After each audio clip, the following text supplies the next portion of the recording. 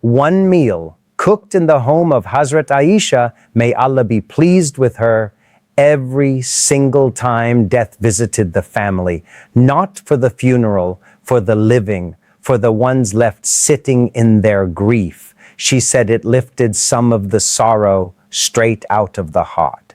It is barley and milk and almost nothing else, and it waits for us at number 1. This is the table of the Prophet Muhammad, peace be upon him. 10 meals he truly ate, written down by the companions who sat beside him. On their own, they look plain. Put together, they form a way of eating that modern nutrition is only now turning around to praise. We count up from 10. The closer we come to 1, the deeper it cuts. Number 10. Bread dipped in vinegar. One evening, the Prophet, peace be upon him, came home hungry and asked what there was to eat. Nothing, his family said, nothing but vinegar. He called for it, dipped his bread, and said, what a fine food vinegar is. That moment lives in Sahih Muslim. And here is the strange part. At Lund University in Sweden, researchers gave volunteers white bread with vinegar, and the sharp rise in blood sugar that bread normally causes was blunted. Insulin too. The people even felt fuller, longer. The reason appears to be simple. The acetic acid in vinegar slows how fast the stomach empties. He met the humblest meal in the house with gratitude. Science just explained why it was never so humble after all. Number 9. Sawiq, the food of the road. On the march, with little time and less food, the companions carried parched barley flour, ground fine, ready to be stirred into water and eaten fast. The Prophet, peace be upon him, ate it with them. Hold on to barley. It runs quietly through this entire list, and it returns at the very top in its softest, most tender form. Number 8. Bread with olive oil. The Prophet, peace be upon him, said, eat the oil of the olive and anoint yourselves with it, for it comes from a blessed tree. Bread, a pour of good oil. That is the whole meal. Now feel the back of your throat the next time you taste a strong extra virgin olive oil. That peppery sting has a name. Oleocanthal. In 2005, in the journal Nature, researchers reported that oleocanthal blocks the very same inflammation enzymes that ibuprofen blocks. The same pathway, a natural anti-inflammatory, hiding in a kitchen oil. And here is the detail that should stop you. That compound is not even in the olive on the tree. It is born only when the olives are crushed and milled. The sting is the medicine. Number 7.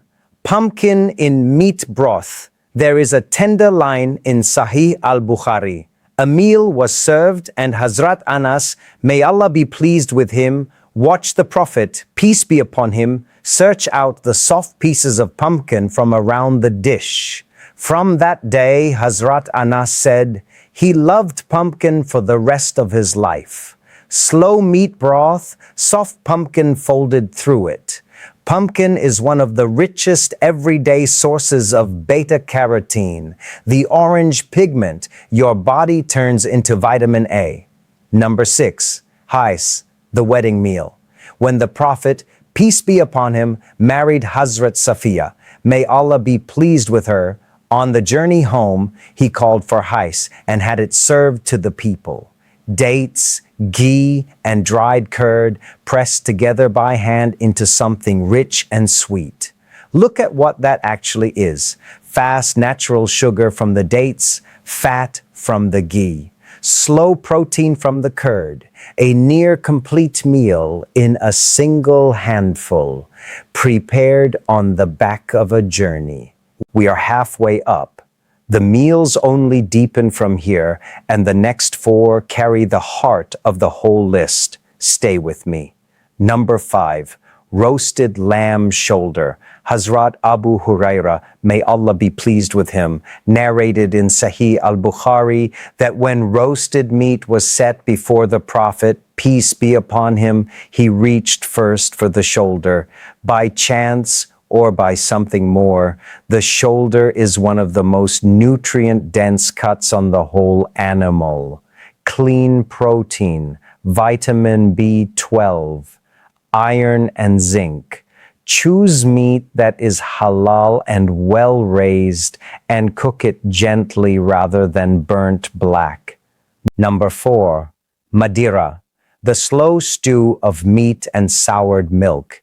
Meat simmered low and long in cultured milk until it falls apart, tender.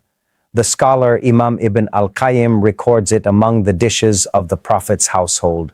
Bring it into a modern kitchen and 3 things modern nutrition respects arrive in one bowl. Fermented dairy carrying its living cultures, slow-cooked protein, and a broth rich in collagen from the bone. Early studies on fermented dairy point to a modest drop in an inflammation marker called C-reactive protein, though the findings are still mixed and far from settled.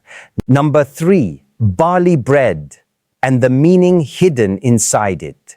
Hazrat Aisha, may Allah be pleased with her, narrated in Sahih al-Bukhari that the family of the Prophet, peace be upon him, never ate their fill of barley bread for 2 days in a row, from the time he came to Medina until the day he passed away. Sit with that. The man who changed the course of human history, whose name is honored by well over 1 billion people, lived in a home that rarely had its fill of plain barley bread. That was not poverty he could not escape. It was a choice, and that one choice shaped the whole diet, light, plant-heavy, free of excess. Barley itself is one of the gentlest grains on your blood sugar. Its fiber, beta-glucan, is so well proven to lower cholesterol that food regulators in both America and Europe let barley carry that claim on the label. About 3 grams a day, and trials show a real drop in the harmful LDL kind. His everyday bread is the health food the present day is scrambling to rediscover. Number 2, Tharid. Of every meal he ate, this is one of the very few the Prophet, peace be upon him, ever singled out for praise, lifting its place among foods above the rest. And what is it? Plain bread, torn and softened in a slow-cooked meat broth. Nothing more, yet look closer. Bread and bone broth, simmered for hours, surrendering collagen, glycine, and minerals into the bowl. A meal that is gentle on the stomach and easy for a tired body to absorb. He praised it 1400 years ago. Walk into a wellness cafe today and you will find them selling bone broth as though they just invented it. And now, number 1, the meal we began with. Its name is Talbina, a soft, warm porridge of ground barley cooked slowly in milk, sometimes touched with a little honey. Hazrat Aisha, may Allah be pleased with her, narrated that the Prophet, peace be upon him, said Talbina soothes the heart of the grieving and takes away some of its sorrow. So whenever death entered the family, she had it made, and she would press the warm bowl gently into the hands of the bereaved. Sit with the tenderness in that. Not a lecture, not advice, a warm cup of barley for a broken heart. And here modern science steps very carefully. Researchers are studying how inflammation in the body tracks with low mood, and barley happens to be rich in 2 things that touch that picture. It's beta-glucan fiber and magnesium. In one early trial, a daily dose of magnesium eased mild low mood within just 2 weeks.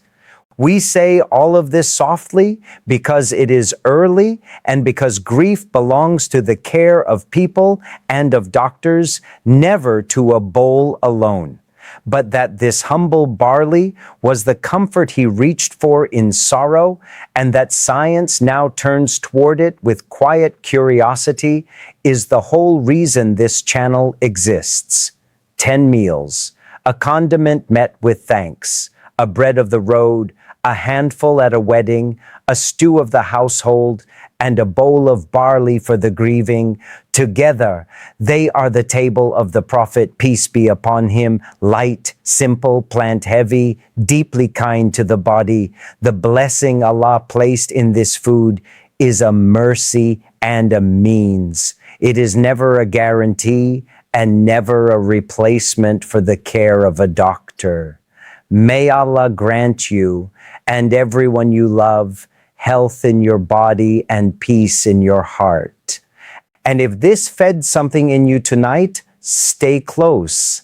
Next, we open the Quran itself and count down the foods Allah named within its pages, and the one He alone calls healing for all people. Watch that one next.